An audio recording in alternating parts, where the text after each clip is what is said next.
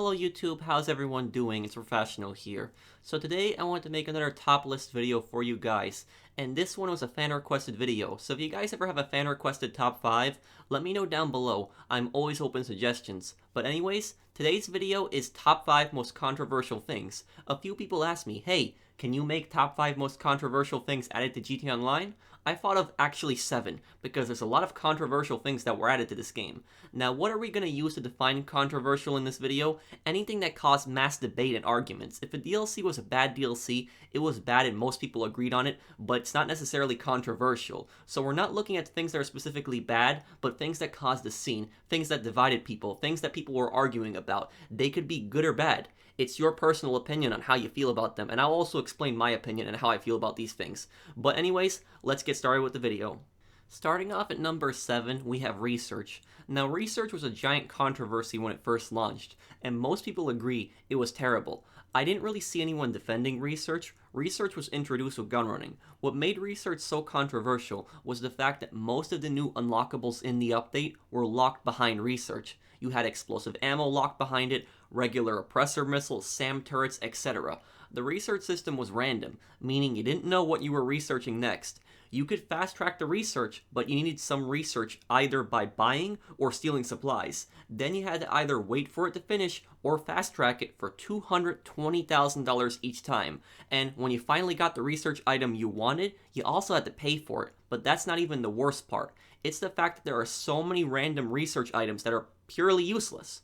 There are so many liveries, which are basically paint skins for your vehicle and guns. You have more of a chance of unlocking this before you unlock anything else.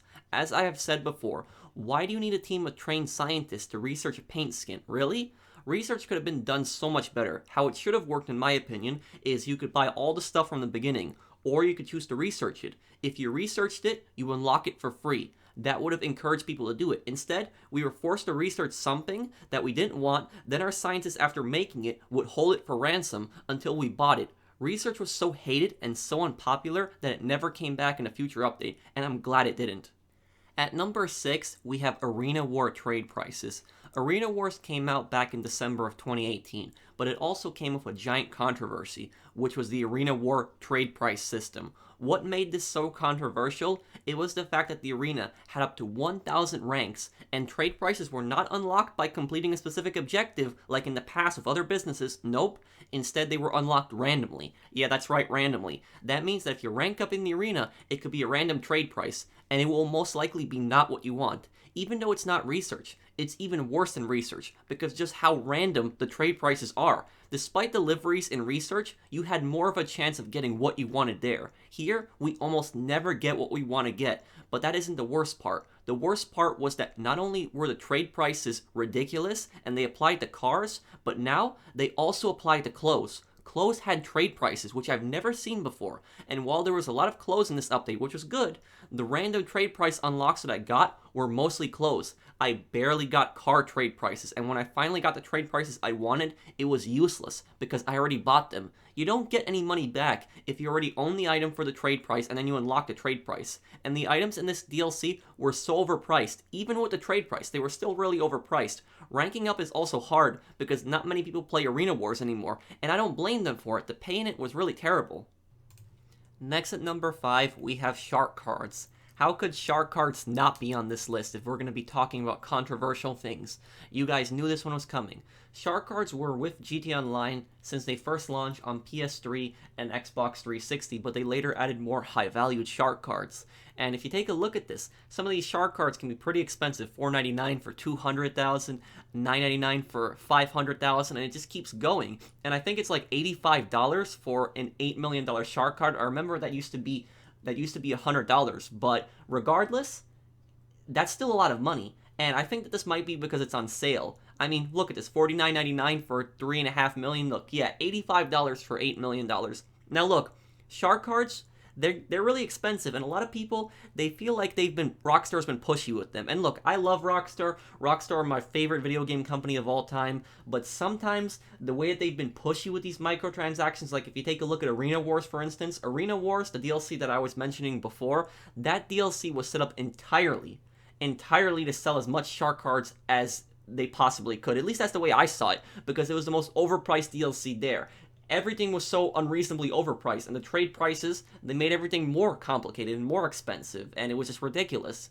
And a lot of people, they feel like they can't get us starting in GTA Online. They feel like they need to rely on these shark cards. You don't need to rely on them. I haven't purchased one shark card at all ever, and I've been pretty successful with this game. But sometimes an update like Arena Wars, that can be pretty bad because it's designed to sell shark cards. But on the other hand, it seems that Rockstar has learned their lesson from Arena Wars, because the Casino DLC, it wasn't really that overpriced. It wasn't really that expensive, and there wasn't any ridiculous trade prices. In fact, there wasn't any other trade prices. And I hate to play devil's advocate here, but we also got to look on the other side. If there was no shark cards in this game, we wouldn't have all this DLC. All this DLC that we have, Smuggler's Run, Gun Running, After Hours, the nightclub, everything that you can possibly think of, every major DLC in this game was paid for with shark cards. Now, Rockstar does not put this DLC out of the goodness of their hearts. They put the DLC out because they're hoping people will spend money on shark cards. That's understandable, but at the same time, shark cards have just been such a giant controversy with just their practices in-game. But, again, if there was no shark cards, we would not have had all this free DLC. So shark cards are a really debatable thing on whether they're good or not. At number 4, we have the Criminal Enterprise Starter Pack. Now, I made a video about this pack a year and a half ago, and to be fair to Rockstar, it has gone down in value, at least for the time. Right now, it's $9.99. In the past, the very first one actually was $39.99, so it's $30 more for this one. Now, what does the Criminal Enterprise Starter Pack actually gives you?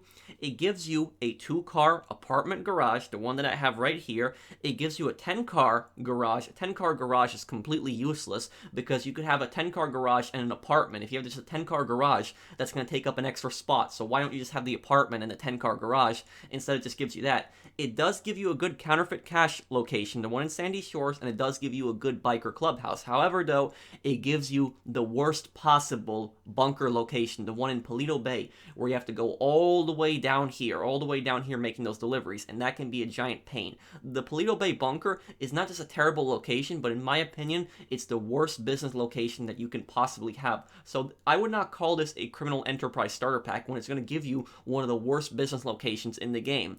It is priced cheaper, but, you know, investing in shark cards, and I'm not saying it's a good idea to buy shark cards, I don't buy shark cards, but it would actually be more worth it to buy shark cards and spend your money in the right places than spending money on the Criminal Enterprise Starter Pack right here. And this controversy gets even bigger, because around the same time, Rockstar released a Premium Online edition of Grand Theft Auto 5, and this edition was no different than the regular edition. The only difference is that it had the Criminal Enterprise Starter Pack with it. And today, this edition does not cost that much. Back in the day, it did. So basically what they were doing is they were selling the same game a second time in a different copy, basically trying to make it look like some type of special edition, but it was really the same game again. Next at number 3, we have the Orbital Cannon. Where do I start with this thing? In my opinion, this is not only one of the most controversial things added to GTA Online, but it's one of the dumbest. Who came up with this thing? The Orbital Cannon is such a broken weapon. The idea alone of having a cannon remotely controlled that can hit anyone almost anywhere on the map, auto-locking onto them and blowing them up is ridiculous. You could be playing at any time, minding your own business, and then boom, you get blown up, destroyed. If you're doing a cargo mission, you could lose everything. The worst part about the Orbital Cannon is that there's a glitch that people abuse, or they can fire it an infinite amount of times. They don't have to pay the $750,000 or even wait for the cooldown. They can rejoin the lobby and do it again. Every time there is an Orbital Cannon glitch where it involves money, people making money, it's patched. But why has nothing been done about this ridiculous infinite shot glitch? What purpose does this weapon serve? The only purpose it serves is to grief, nothing more. At number 2, we have the Oppressor Mark II. How could this thing not be on the list for the most controversial things added to GTA Online? Now, some people watching this video, some people love the Oppressor Mark II, some people absolutely hate it, and some people feel neutral about it. But regardless of how you feel about the Oppressor Mark II, there is no denying from all sides that this thing has changed GTA Online forever. Now, there's no denying that it is helpful in grinding. It's helpful for getting around the map, very fast way of getting around the map, very helpful for missions. Now, you guys can see, I'm using it very rarely here. I very rarely use the Oppressor Mark II, but I'm demonstrating how useful it can be for grinding, like in Headhunter here. But on the other hand, there are also cons to it, the griefing. This is the #1 griefer tool in GT Online. There's also the orbital cannon, but this thing is more of a nuisance. This thing, almost every lobby where you see PvP combat, you see at least one person abusing this thing. And this thing can be really broken and abused in PvP. I mean, you can take a look at this video. This is from a few months ago where I was fighting this Oppressor Mark II griefer that was just attacking me, trying to blow up my cargo, not leaving me alone. And this was just getting very annoying and frustrating. And it doesn't matter if you blow this thing up. If you blow this thing up, another one just spawns. All they need to do is call Mors Mutual. They can just spawn it with their MC menu or even their Terabyte menu, and it just spawns right in front of them instantly like that, and you're there to fight it again. And there's very little counters to this thing. There's very little ways to fight back against this thing. And the bigger question is, how much has it changed GT Online? Because people don't use cars as much as they used to. People don't use helicopters as much as they used to. They just spawn the Oppressor Mark II. And you know, even though I don't use it, I don't really blame them, because the Oppressor Mark II, it's a very good way for getting around the map. It's one of the fastest ways for getting around the map, so you can't really blame people for using it. But on the other hand, it just made so many vehicles where they're almost obsolete to people, or people just aren't using them anymore because they just get on the Oppressor Mark II and that's all they use. Now the question is to you, the viewer. You, the viewer, decide. Do you think that the Oppressor Mark II has changed GT Online for the better, or do you think that it has changed GT Online for the worse? Let me know down below in the comments on this one. And number one, the number one most controversial thing that has been added to GT Online is actually pretty recent. It is the Casino DLC. The Casino is the most controversial thing that I can possibly think of. And it's controversial because it doesn't just affect Grand Theft Auto, but actually outside the game. There have been news articles that have actually written about the controversy with the Casino. And there have been countries that have laws specifically against gambling. And there is 50-something countries, even more than that, where people cannot play the Casino. They walk into the Casino and they cannot play the games. It says this feature is unavailable in their country. Even if those people try to play Spin the Wheel, which Spin the Wheel is a complete free game, you cannot debate whether Spin the Wheel is gambling. It's not gambling, because all it is, it's a free spin, and you're guaranteed a prize. But yet, people cannot even do that. So there's 50-something countries that cannot play in the Casino, and also there's the controversy of actually having gambling in a game like this, because there's also shark cards. Now, there has been conflicting reports about whether you can spend money with shark cards. Some people say that you can, some people say that you can't. I've seen one video where somebody actually did manage to spend shark card money in the Casino, but then other people have also told me that they can. So let me know down below, what do you guys think about that? Can you or can you not spend shark card money? I mean, I did see one video where some guy did spend shark card money in there, so I think that you can.